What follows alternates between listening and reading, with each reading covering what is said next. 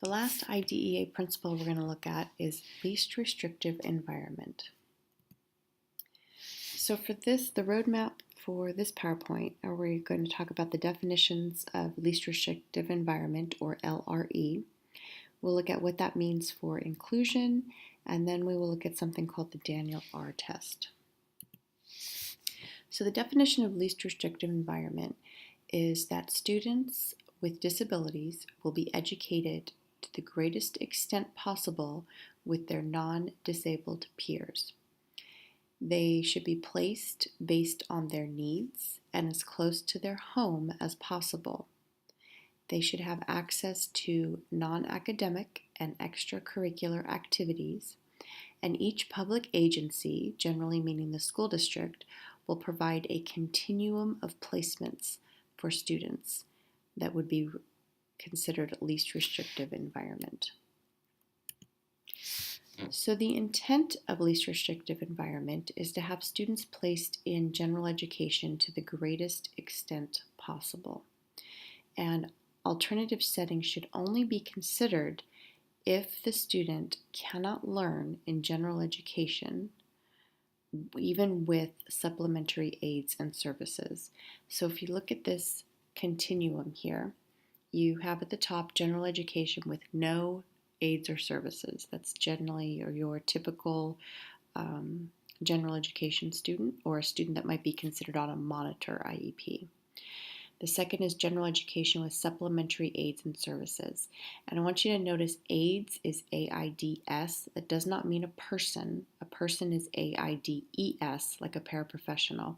Supplementary aids are accommodations that the classroom teacher can make to assist that student in accessing the academic content.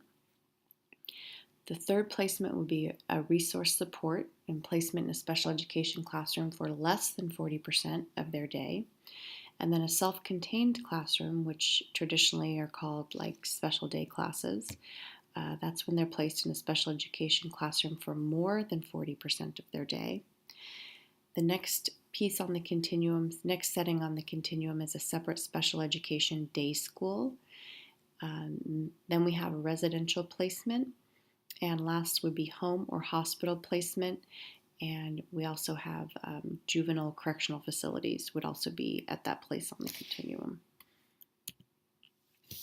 So in terms of judicial decisions on segregated settings, what the courts decided was that in terms of least restrictive environment, they said that if whatever instruction a student is getting in a segregated setting, meaning a special education class, whatever makes that superior, if those services could feasibly be provided in a non-segregated setting, meaning a general education class, that student is not receiving least restrictive environment. So in terms of inclusion, which also, it used to be called mainstreaming. Some people still call it that. But mainstreaming and inclusion are not described in IDEA at all. However, it's very important to note that mainstreaming or inclusion does not equal least restrictive environment. There are lots of people that don't understand that least restrictive environment does not automatically mean that student is in a general education class for their entire day. Their setting needs to be educationally appropriate for them.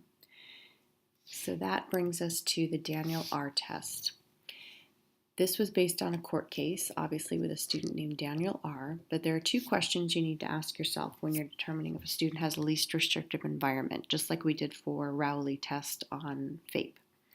So part one, the question you would ask yourself is, can an appropriate education be given in general education with supplemental aids and services?